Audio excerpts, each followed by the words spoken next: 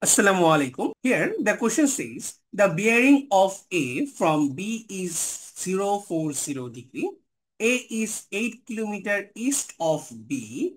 Calculate how far A is north of B. So here we need to find out this distance. Okay. Here this angle is 40 degree. This one is 8. So 8 is opposite of 40 degree and D is adjacent.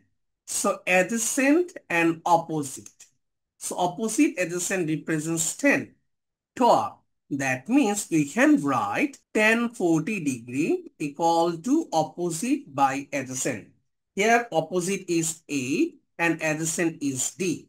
Then the value of D will be 8 divided by tan 40 degree. Now we need to calculate. So 8 divided by tan 40 will be 9.53 kilometer. So we can write this measurement will be 9.53 kilometer. And that is the solution of this problem.